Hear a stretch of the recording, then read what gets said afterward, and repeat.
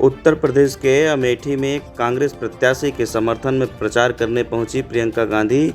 प्रियंका गांधी का कांग्रेसी कार्यकर्ताओं ने किया जोरदार स्वागत। आपको बता दें कि प्रियंका गांधी लगातार इस समय अमेठी रायबरेली में कांग्रेस प्रत्याशी के लिए ताबड़तोड़ जनसभाएं कर रही हैं और अपने प्रत्याशी के पक्ष में वोट मांग रही हैं, क्योंकि रायबरेली से राहुल गांधी चुनाव लड़ रहे हैं और अमेठी से केएल शर्मा। वहीं कल अमेठी में भारतीय जनता पार्टी और बहुजन समाज पार्टी के कुछ कार्यकर्ताओं ने प्रियंका गांधी के सामने कांग्रेस की सदस्यता ली। कतरा के वापस आ जाती हैं, आधी चीजें छोड़ देती हैं जो खरीदने गई थी। 2 दिन की दिहाड़ी नहीं मिलती, घर में कोई भूखा सोता है। जितनी मेहनत की है आपने अपने बच्चों की परवरिश के लिए, उनको शिक्षित करने के लिए, सब असफल। चाहे कितनी भी मेहनत की हो, आपने कर्ज लिया हो इनको शिक्षित करने के लिए, ट्यूशन पढ़ाने के लिए, भर्ती की परीक्षाएं देने के लिए, पेपर लीक होते हैं, घोटाले होते हैं, कोई कार्रवाई नहीं होती। ऊपर से कोई रोजगार नहीं है। 70 करोड़ जनता इस देश में आज बेरोजगार है। 45 सालों में ऐसा नहीं हुआ। 45 सालों में सबसे ज्यादा बेरोजगार आज मोदी जी के राज में है। 30 लाख पद खाली है। यहाँ अमेठी के शहर में कितने दुकानदार हैं, कितने छोटे छोटे बिजनेस हैं।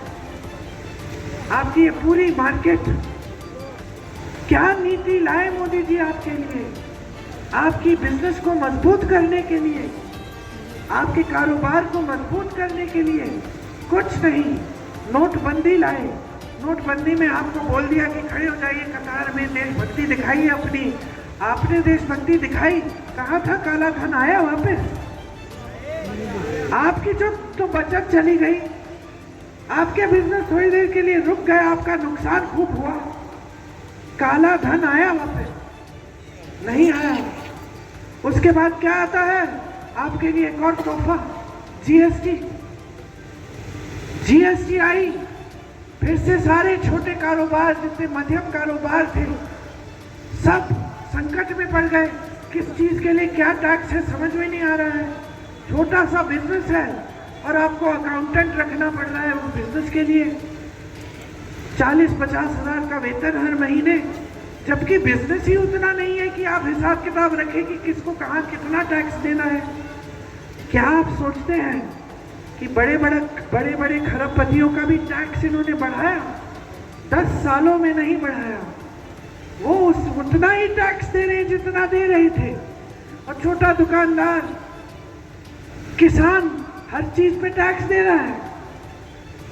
आपके लिए कोई नीति नहीं है। मिडिल क्लास के लिए कोई नीति नहीं है। आपके लिए 5 किलो राशन का बोरा पकड़ो, चुप रहो।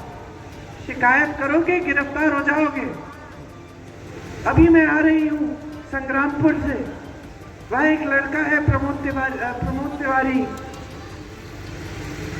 मेरे ख्याल से शिक्षा मित्र है और दूसरा वाला संविदा कर्मी है, था, नौकरी कर रहा था।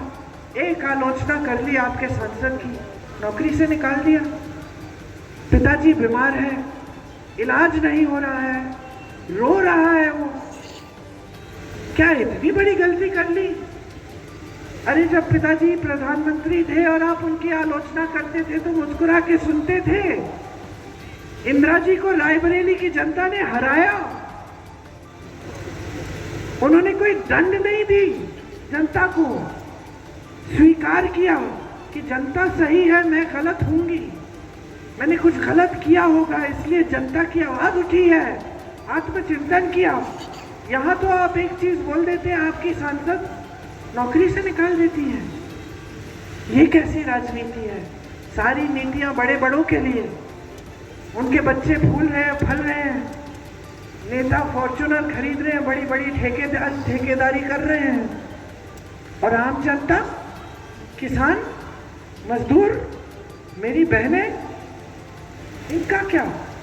कोई सुनवाई नहीं होनी चाहिए। आपने एक परंपरा स्थापित की थी सुनवाई की। मुझे याद है जहां जहां जाती थी लोग दरख्वास्त लेके खड़े रहते थे, इतने सारे दरख्वास्त हो जाते थे, हम घर जाते थे तो और फिर बैठ के, चाहे माता जी थी, राहुल भैया, मेरा नाम नरेश चंद उपाध्याय उर्फ दीपू है। मैं वर्तमान में जिला पंचायत सदस्य हूँ और ये मान चलिए कि भाजपा की नीतियों बहुत ही खराब है। भाजपा कहती कुछ है, करती कुछ नहीं। कहती खूब है, करती कुछ नहीं। तो उनकी नीतियों पे हम लोग बहुत दुखी हैं और हम हमारे साथी सहित मान चलिए कि हर मतलब कि कोई भी काम कहो तो काम होता नहीं है भाजपा में। कह देते हैं, करते नहीं हैं। उससे दुखी होकर हम लोग आज कांग्रेस ज्वाइन किए।